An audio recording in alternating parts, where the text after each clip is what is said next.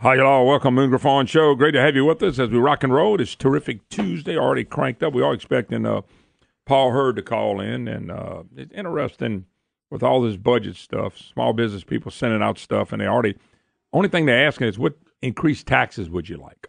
Not do you think government should be cut? What increased taxes you'd like? Anyway, hopefully he'll look at his watch and call in on time. But anyway, Brandon.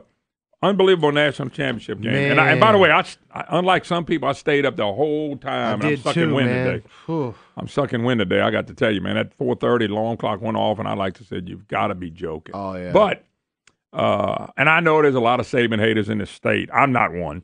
I like to watch but Georgia beat them for 3 quarters. I mean, Georgia pounded them for 3 quarters. And it looked like they were going to pound them in the fourth when they opened up, running the football down their throat. And then Alabama's defense woke up. I know, man. They just like 3 or 4 really good runs and then shut down the rest of the game. And it was just an interesting game. Saban won his 5th in 9 years, which is a dynasty. I mean, it really is a dynasty. I know the LSU fans get mad. I mean, I wish Saban would have stayed at LSU, but, money talked and, it walks. But Alabama national champions again, and 5 out of 9 years and played in 6 of 9. Nobody's program can touch the program right now. Their day's coming. They're going to get beat. They're not going to win it every year. Last year they lost on the last play of the game. This year they won on the last play of the game. Just interesting contrast in the games, though. Last year they were in the game. This year they really wasn't in the game.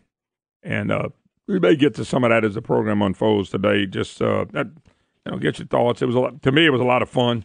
Oh my God! Now this is the woman this is the lady that I'm gonna put on there that texted me last night and started texting me about all this hate on Alabama and Saban. And I told her a long way to go in the game. Me and Brandon were going back and forth, and I said you the same thing. I said, there's a long way to go, and you got to play 4 quarters. There's no doubt about it. And all of a sudden she quit texting, and I ain't heard from the woman. Now she's calling the program. How you doing, Kathy? Good morning. Good morning, Kathy. How you doing? By the way, this is how it all started, Kathy. Let me have a little fun with you. My son and Kathy are good friends, Walker, and Walker is a big Alabama fan. He is. He likes Alabama. And he sent a picture last night to Kathy with him in his Alabama jacket. Now, he's been getting dogged at the school for it, too. Now, I'm not going to tell him who to pull for. That's his business. I told him if he gets beat up, that's on him. Moon's love for Nick Saban had nothing to do with Walker becoming an Alabama fan. I like watching somebody. Nothing to do with it. I like to watch somebody who climbs to the top, and then everybody tries to knock him off. And they can't do it. Tiger Woods, Jack Nicholson, Tom Brady. I like to watch people, and how do they maintain that? But anyway, Kathy, I'm glad to see you back living because you quit texting last night for a reason. I don't know why. Thank you, Brandon, for the support. I appreciate that. It's not that Walker has that sweatshirt waiting in the truck just in case he sees me so he can go run and change. But now, go ahead, Kathy, since you jumped on the Brandon bandwagon, why don't you just ask for a pay raise like everybody else wants? She would be the first of 2018. Don't give her no ideas. All right, Kathy, what you got? Okay. Number 48. Yep. Moon, there was no excuse for that. There was no excuse for that kid to be put back in that game. That kid should have been sent to the locker room. And to me, that's an example of coaching, of exactly what I've been screaming about for years since Saban left, that the only thing he's worried about is winning. He's not worried about those kids and what he produces, and he's just worried about winning.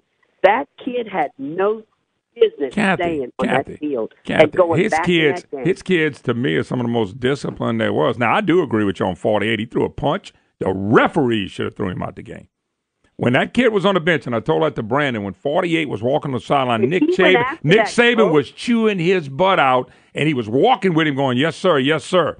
And what happened, it's just my opinion, he walked off, and an assistant went after him, and that's when he nutted up. Now, I think he should have been kicked out the game by the refs, but he definitely should have been sent to the locker room by Alabama. But look, don't jump on the bandwagon now. LSU and other schools have had kids that they've had problems with in the past. But that did not win or lose the game, that incident. It had really nothing to do with the outcome of the game. No, but you're grabbing one incident And we can grab, Cecil Collins. You can grab all that stuff. I'm just saying, you're dealing with personalities. All of them. Every program has some troubled kids. Who was the quarterback that was at LSU that I think hurt LSU before Jordan Jefferson? When Saban, Perilou? Oh, Perilou, Ryan Perilou. That was the biggest embarrassment in college sports. And let me tell you something, Kathy. The one who was going to win the Heisman Trophy Nick Saban did not recruit that kid. Nick Saban never wanted that kid. Miles came in and recruited that kid. Saban didn't want him. So, Saban's got warts. There's no doubt about it. But I'm just telling you, when you look at the last 8-10 years, there's nobody been close to him in a program. Just not. And I don't think he's playing a bunch of thugs. I think he plays as many thugs as everybody else. Well, it's hard to argue that. By the way, I just all the texts kept coming. I was passing to Walker, and Kathy was texting, and go Dogs and all that. I was passing to Walker, and that's when I said back to you, keep talking. I went back and looked at my text. I read them to Brandon, and I put long game. I was texting other people. Yeah, but we have a friend from Georgia that we had met at a Georgia game in Baton Rouge that he had texted me a few times during the week. He was so excited. Well, they played well enough to win the game. It was a good game. Yeah, they played well enough to win the game. They dominated the game really for almost 3 quarters. No, they probably dominated the whole game. I didn't see any of the statistics, but I'm willing to bet they probably won on the stats. I don't know about that because Alabama with the last touchdown was 41 yards. They had another long drive. It doesn't matter. If you watch the game, the eye test says Georgia dominated for 3 quarters at least. No argument here. I think they did. And a lot of people think they deserved to win the game, but they didn't. And that's the funny thing about those championships.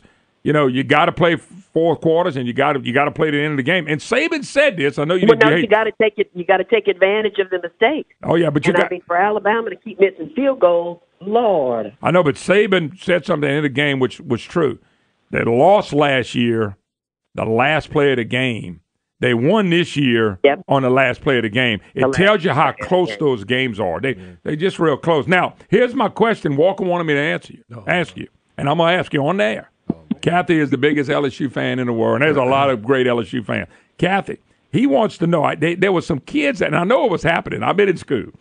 He ran his mouth, and they back and forth, and he was back and forth on the phone. And then one of them called him when it was 13-0. And I heard him say this when he hung up, call me when LSU makes the playoff. And I thought, oh, Jesus, here we go. So here's my question to you. When does LSU make the playoff? That's what people want to know. Because the Tigers, we've had a coaching change. When do they make the playoffs? And I think that's a good question. It's going to be a question they're going to ask Orgeron a lot next year. Shortly. All right, I'm not touching that. I'm not. I hope they make it next year. It'd be a lot of fun if LSU. But there's never going to probably be 2 teams out the East. I'm sorry, the West make it. Probably not. Well, if Auburn had beaten Georgia in the championship, you would have had 2 teams from the West make it. Maybe. They may have put Georgia. No, Georgia would have had 2 losses then. You've probably been right. Yeah. Probably been right. All right, Kathy, any disturbing news you want to add? No, I'm finished. Thank you, Moon. All right, Kathy. Take care. By the way, Brandon, one of the fun things for me was watching Trump come in and to give a standing ovation. That was good. They went crazy for him. Yeah, and the thing about it is, when you read what the press says, they clapped for him and with a few boos. Well, there might have been a few boos, but I didn't hear any. I'm not saying they weren't. We weren't at the game. The Scarborough fellow, running back for the Alabama, maybe that's why he didn't play much. He threw a big F-bomb. They caught it on tape about Trump. Mm-hmm. And my first reaction was, you see, this was my reaction. My reaction was real simple. This is what's being taught in the black community, that you hate Trump. And they buy into it for no reason. He's not a racist. He hasn't done anything wrong against anybody in the inner cities, but you're taught that. And when you don't follow it, you just go with you've been taught. And in that part of the community, because of Maxine Waters and the left and the press and people that control black vote, this is what they teach people. Teach them to hate a guy. If you went to Scarborough and said, Scarborough, why don't you like Trump, and explain it? Explain the reasons you want to say F him, and he couldn't explain it, and most people couldn't. I mean, they hate him, they hate him, they hate him, they hate him, and they don't care why they hate him. They're told to hate him. So Scarborough really did. Brandon, you sent it to me. Some other people sent it to me too. Some F Trump after the standing ovation, and that was a player that, and there may have been some other ones said it too. But they don't follow politics. No. They don't follow Trump. They are taught that by the Democrat Party and the left and people that are so-called, quote, black leaders. The only reason he threw it, I guarantee you could talk to Scarborough or anybody, and they couldn't explain why they say that. Never mind that black unemployment has dropped under Trump so far. Absolutely. Overall unemployment has dropped, and that means so has black unemployment. Absolutely. Yeah, they got him walking through the deal, and he hollers it, and somebody caught it on yelling F Trump. His players made their way on the field, and but everybody there was clapping for Trump. Donald Trump was greeted with booming chorus of cheers. Then it says mixed with some boos. Yeah, the ones that were booing, once again, food by the left. All right, we got to take a break. 844-766-6607. Hickson has a hotline. We'll take a break. Be right back. Hi, y'all. Welcome back. Moon Griffon Show. Glad to have you with us.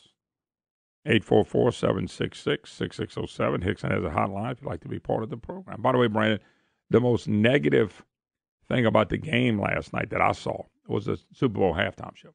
There had been a lot of people on Facebook just ripping it. Now, I don't know who the band was. When the band came on. It wasn't the band. It was Kendrick Lamar. It was a rapper. I never heard of him. Don't know him. I got up and had some things to do in the kitchen. You picked a good time to go do it. I'll be honest with you. That's what I did. Yeah. I went and literally went in the kitchen. Tanya and Maddie had been to sleep by then. Me and Walker were watching the game, and so I didn't know who the guy was. So I went, but they had a lot of negative on him. Now, when I say negative, I don't know what the guy said or did, but apparently they didn't like it. Most of the country didn't know what he was saying either. I'll be honest with you. That don't mean I didn't hear, because I said, what the heck is going on? And he told me he knew who he was. Mm-hmm. And so when I eased over there to see who it was, they had young people singing this song. Yeah. But I didn't know who that was, so I didn't watch it, and it wasn't my kind of music anyway. If it's your kind of music, you might have loved it. But that was the only negative. They had a lot of people ripping the halftime show. So I told them I would come sing, but they shut me down. Well, after listening to what they did, I think I could have did at least that good. But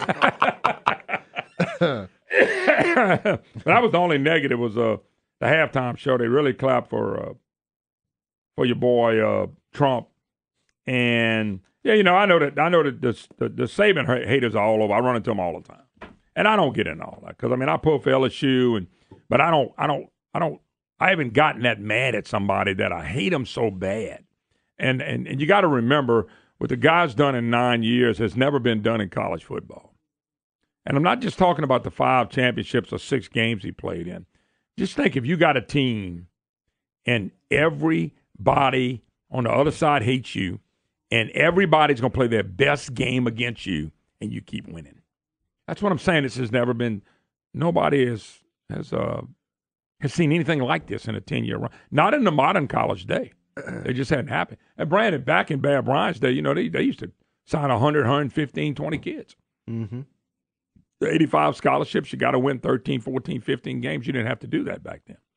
I'm not cutting Bear Bryant. I think Bear Bryant's as good as anybody's ever coached. And I'll say this: I don't know if you can say who the greatest is in anything. No, it's different eras.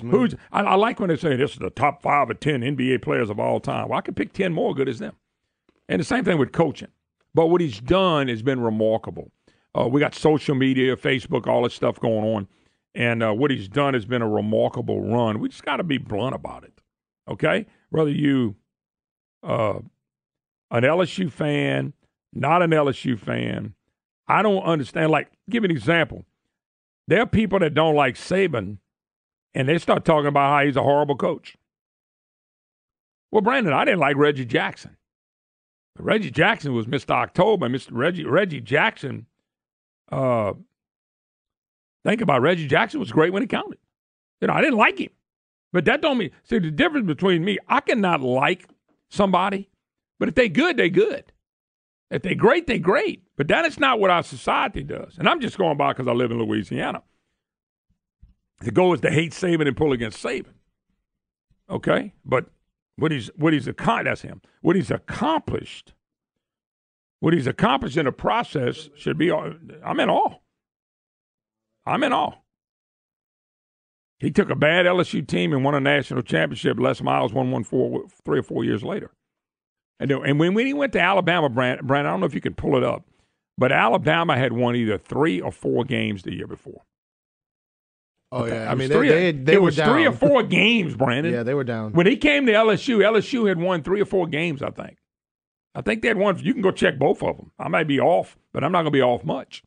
He changed that program around, and he changed the Alabama program. You got to be able to do one thing.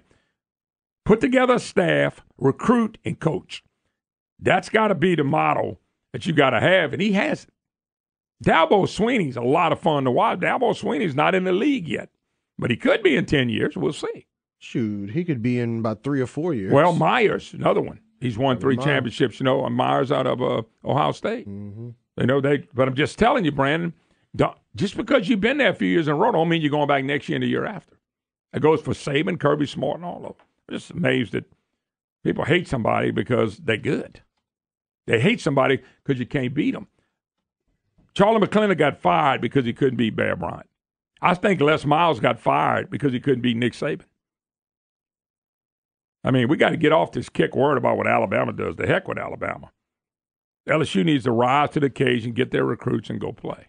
By the way, we're going to have Paul Hurt on it coming out of 9:30 break now. All right, let me take a call. Willie in Calhoun. How you doing, Willie? Hey, good morning, Moon. Good to hear from you. Happy New Year. Yes, sir. I was watching the thing about the game last night that did my heart good was when Trump walked in and the standing ovation that he got.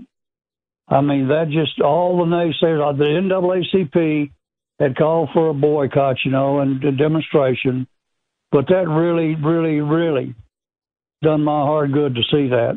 I thought it said a lot. And it did my heart good, too. It said an awful lot, Moon. And the people that I don't understand this kid from Alabama that said what he said. No, you can understand it. He's brainwashed. In that community, they're brainwashed to hate anybody Republican. They're brainwashed to hate Trump. That kid don't even know what he said. He don't even know who Donald Trump is. I'm surprised he knows he's the president. I'm just telling you, he's in college, and he's listening to somebody else. We got to take a break. Paul Hurd when we get back. Oh, welcome back, Moon Griffon Show. Great to have you with us, 844-766-6607.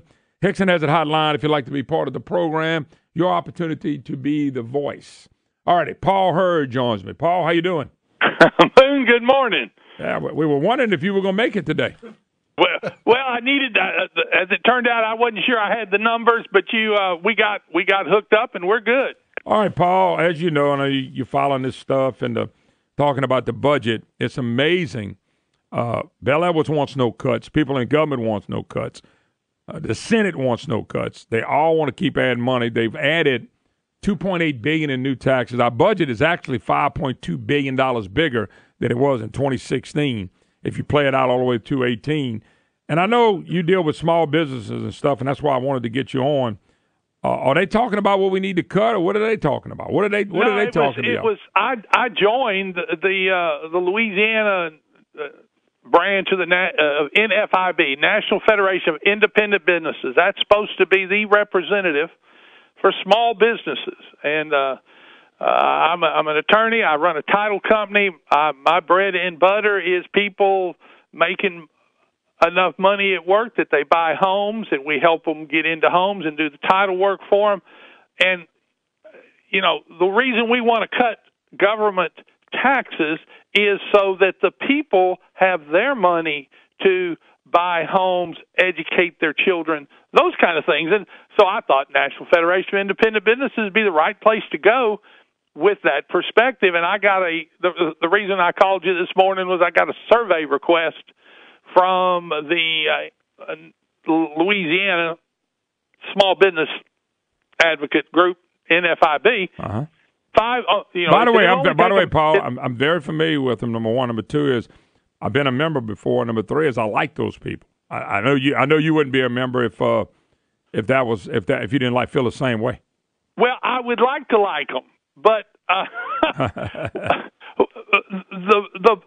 the problem is I get this survey, and it was the good news. It was short. I could do it and still go back to work. The bad news was it had 5 questions, and not one of them asked anything about can we solve the budget problem with government cuts in any place. All it asked me was which tax increase would I prefer. Wow. Do I want to keep the 1 cent a penny sales tax? Do I want to raise an income tax and a flat rate? Do we want to raise income taxes by waiving the federal deductions, not one or expand the sales tax?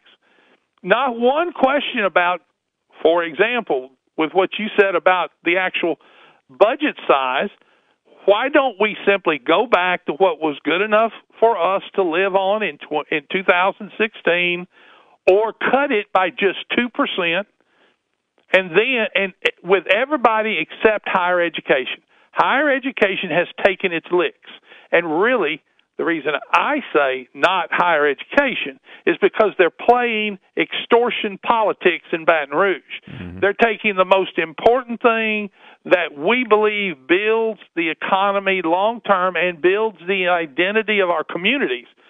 Lafayette loves University of Louisiana. Monroe, Northeast Louisiana loves ULM.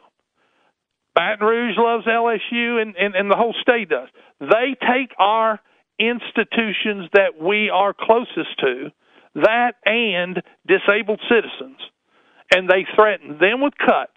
And my point is, cut all of government, go back to 2016, cut it 2%. Everybody knows where they are today. Everybody can live with a 2% reduction. I think so, too. Except for government. And then if they've got to keep that penny for another year, keep it one more year to see where we are. But Paul, let me stop you, Paul. That's a great disabled people alone, and leave our higher education. That's a great idea. If they do the 1 cent one more year, let's see what's going to happen with the oil and gas industry. Let's see what the economy's going to do. They always want to raise taxes just before they did it. They even But think about it, Paul. Let's see. Let's see what Stelly was in the list too. Should we go back to Stelly? Oh my God! But let me tell you a question. If you keep the 1 cent sales tax, Republicans can shut all this down. See what happens to oil and gas industry. Let's see what the Trump tax cut's going to do, because according to Lance Harris and some other people, we're going to benefit another $300 million right there. Let's see what's happening before we decide to go increase income taxes and things like that on people. This is Rahm Emanuel School of Government. Don't let any crisis go unused.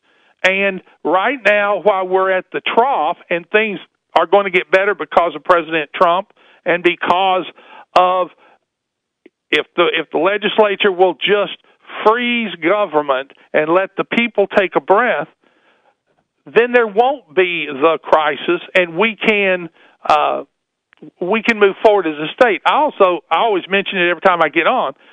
When we were looking at, what can we do, and this has been a fact for a couple of years now, Louisiana is the highest taxing state in the Southeast. Not only is Alabama beating us at football, they are beating us in the Capitol, and they're beating us they're letting the Alabama people keep more money than we get to keep. Yeah. Yep. Florida does too. You look up and you go, guys, all we got to do is get as good as everybody else, and we will prosper. Paul, it's sin and a shame that what we're watching. I do like that. Actually, I think a half-cent sales tax would be plenty. I think if they think the economy's going to get better, and they think the more money's coming in, then this makes it easy. Just go ahead and get through another year, because that's all we're doing anyway. But they want that income tax, and they're going to slow the economy down worse, and they're going to hurt us, and there's no reason for it. But I don't understand a small business association asking what tax do you want? What new taxes do you want? When that's not our problem. I said this yesterday. If you have a spending problem, you will never fix it with more revenue. I want you to think about that, Paul, at your house. If you had a spending problem and you didn't have enough revenue, go and get more revenue is not going to help you because you're getting ready to go buy a new truck, get a new truck. It's not going to help you. If you have a spending problem, more revenue will not help your problem. You have to address your problem. Hey, look, in law school, when you're studying bankruptcy law, it's always the first thing the professor will say. He'll laugh and say, "Remember this: there's two ways to go bankrupt. One is you don't have enough income. The other is that you can't quit spending." Yeah. And so this is a material world, and you got to live in it. And our state government just believes that Louisiana people can't find better alternatives, and this is what's driving our children out of this state, is if you dared to do it the way everyone else did, all things being equal, with our great resources business-wise, but great resources recreationally, we could blossom into a recreational center if we would treat our people and our existing businesses just equal to the rest of the South. They just don't reinvent the wheel. Just go see what the other states are doing and reduce our burden equal to them, and we'll win. And no doubt about it. Paul, I take it by talking to you, you're not disappointed in the organization. You're disappointed in the questions that they ask because there's nothing in there about cutting. I'm not disappointed in anybody except if, look, I understand if you're in a retreat, you've better figure out where your people want you to stop.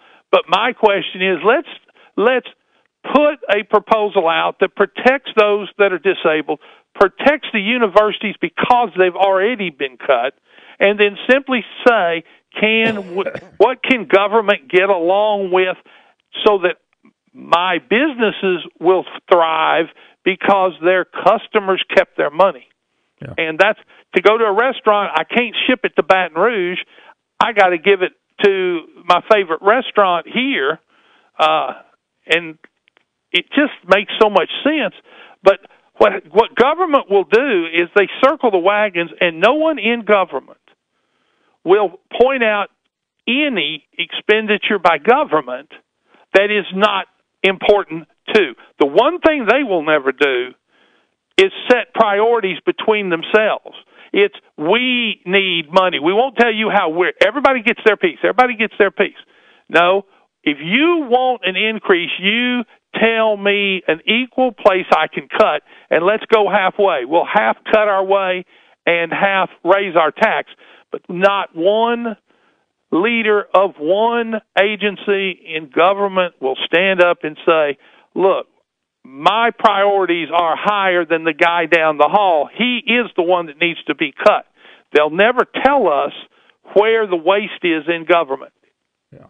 All righty, Mr. And my answer is don't feed the gorilla. Yeah, no doubt about it. All right, Paul, appreciate it, man. Great to talk with you, Moon. Y'all have a good new year. Yeah, thank you. I was disappointed in the questions with small business because they're only asking what taxes are you for. I hope that ain't what the Republicans are telling them. All right, we got to take a break. You're listening to the Moon Griffon Show, 844-766-6607. Hickson has it hotline. I'll be right back. Welcome back, Moon Griffon Show. It's the Hickson has it hotline, 844-766-6607. Hickson has it hotline. Donald Trump's standing ovation last night. I'm talking about a big ovation. They must have clapped for him for a couple minutes. I mean, it seemed like that. And big old deal. By the way, letter to the editor. Monroe proud of what? A racist mayor? Letter to the editor. We'll get to that. So, and we got a lot of stuff to cover. And, of course, your call's always welcome here on the Moon Griffon Show. Let's go to, let's see, I'll make sure we got David in Monroe. How you doing, David? Hi, good morning, Moon. Look, I wanted to point out that the price of oil is $62 a barrel now. It's forecasted to be between $60 and $70 this year. The budget was based on $40 a barrel. No. Let me stop you just for a second. It was based on, I had Lance Harris on the other day, and it was based on 51 or 52, 53, right in there. It wasn't based quite that low. But on the flip side, it's still more money. It's still more money, no doubt. Yeah, and this governor won't recognize that, and they've done this in the past. Jindal did it too. That money then goes to the slush fund so the legislators can bring home the bacon as they have a budget surplus at the end of the year. Well, let me tell you, Paul Hurd just said something that I agree with. Look, if that's the case, we think the economy is going to pick up, and we think oil and gas is going to pick up, which will bring more money into the state. That means you're going to pay more at the pump. They're going to pick up their taxes there as well. My question is, why don't we just hold pat on the budget and let's see where we are at going into next year's budget instead of jumping up here and raising all these taxes that they want to raise. Then you get a bump with that. Then you get a bump with Trump's tax cut, and all of a sudden they got lots of money, and they're going to tell you how good Edwards was when he had nothing to do with it. Well, then that's right, and there's revenue from as the oil and gas is produced in the state, and that's based on prices. So, all of that comes into play, but this governor, unfortunately, is deceitful and lies, and so, this is concealed from the people. So I agree with Paul Hurd. I think, we ought to cut, my proposal is cut 5% from every department. His was 2%. But any of those cuts will solve the budget problem. I'm a CPA. I have clients leaving Louisiana for Texas because of our oppressive government regulations and taxes. And, we're driving people out, so our tax base is lower and lower. Yep. That's what this governor doesn't understand because he's never had to work for a living. By the way, according to the census, according to the new census, or the census that we got people leaving the state again. They're starting to leave the state again. Absolutely. So we need to cut.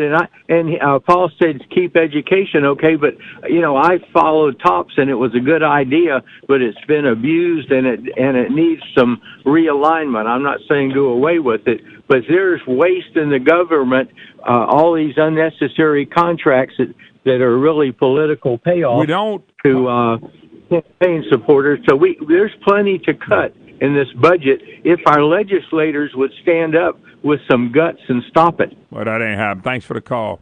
No, the thing about higher ed, we got too many universities, which means we have too many employees. They're never going to deal with the reality of higher ed. That's why they're never going to deal with the reality of our budget. They're never going to deal with the reality of we have a spending problem. If you don't deal with the problem, you can't fix it.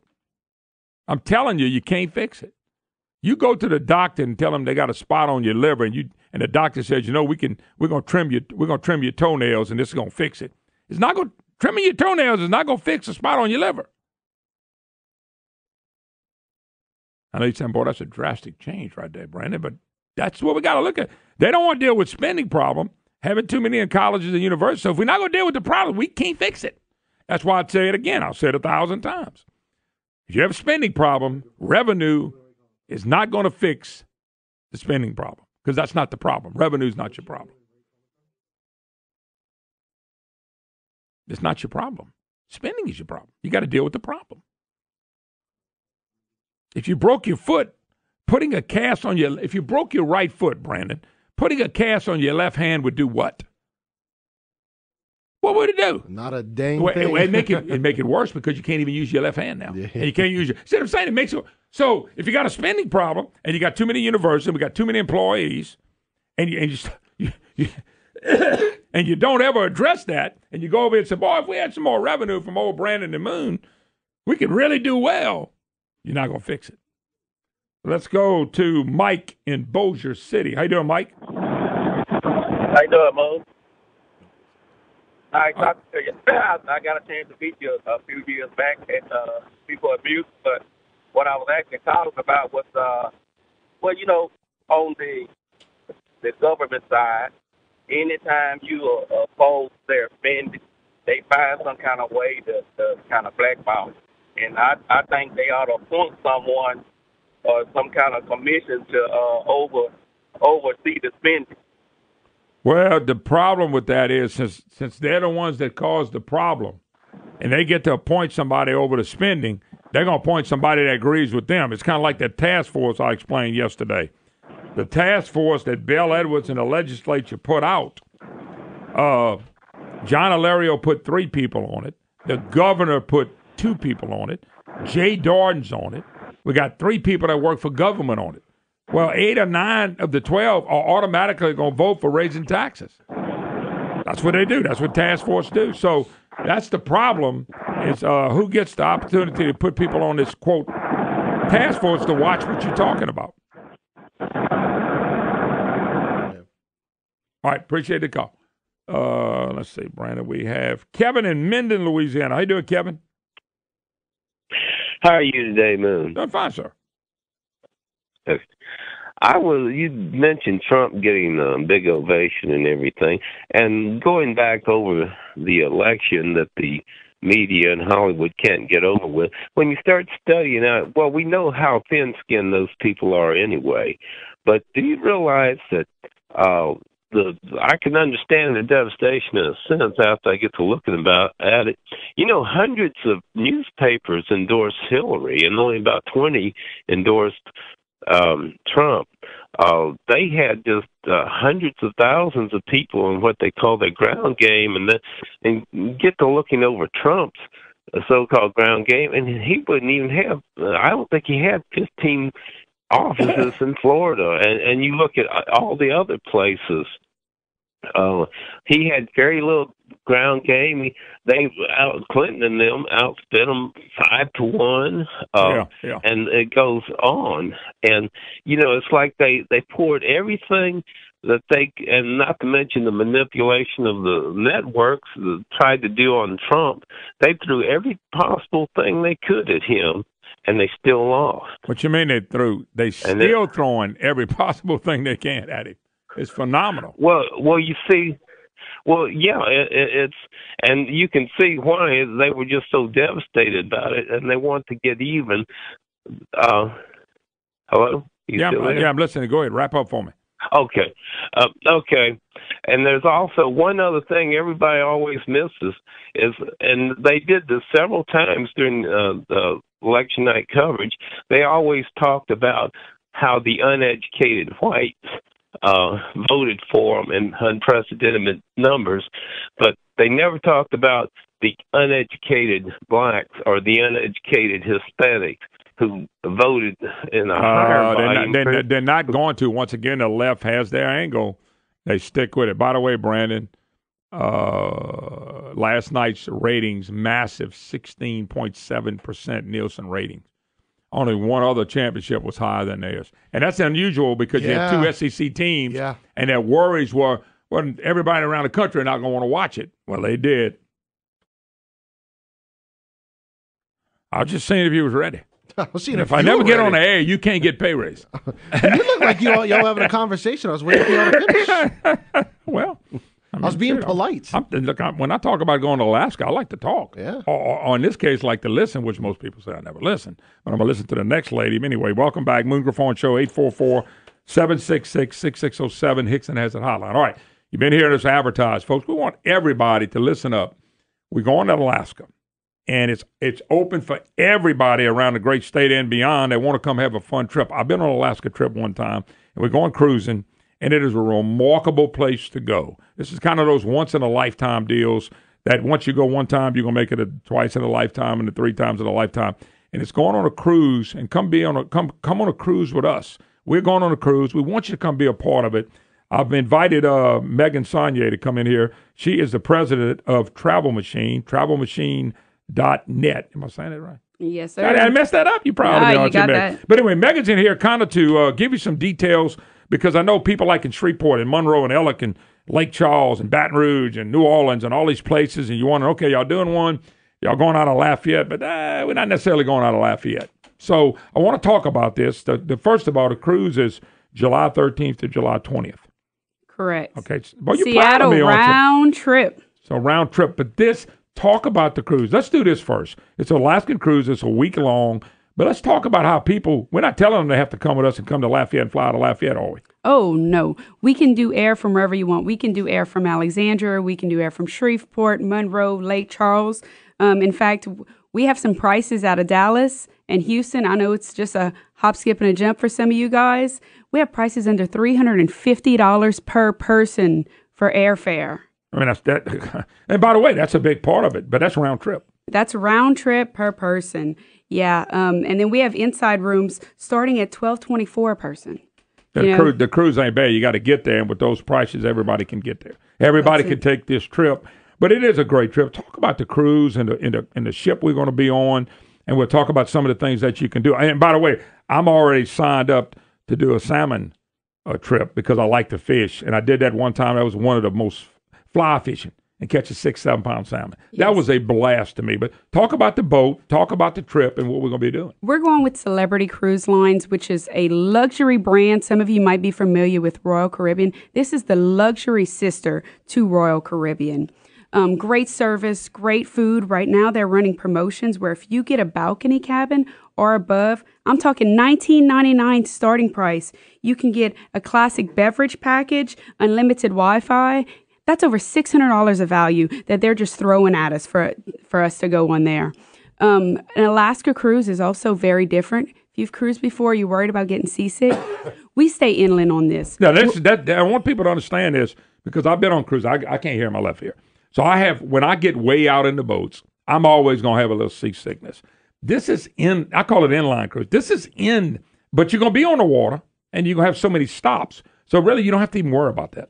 No, and that's why they have great balconies. They have great Aqua Class rooms. The Aqua Class, it'll come with binoculars where you can sit because some of this stuff you're going to see from your balcony while you're cruising because you are that close to the land. Last time I went, I'd get up and walk every morning right at daylight, and I'd have to wear a little jacket or something. The weather's going to be real beautiful. It's going to be 100 degrees here.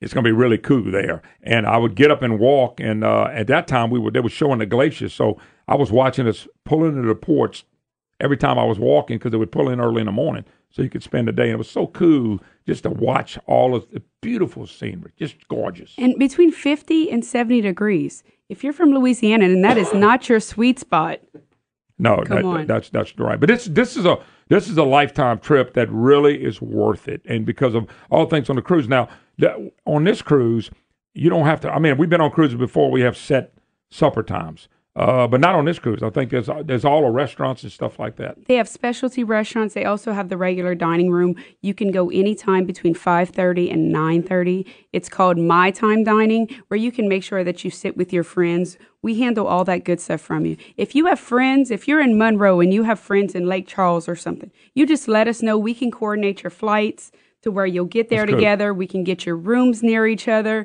And, what better company than KPEL, Moon Griffon, and the rest of the crew? Oh, no. It's going to be a lot of fun, and we want people to come. We want people to come have a good time. All right, let's talk about how to get in touch with you.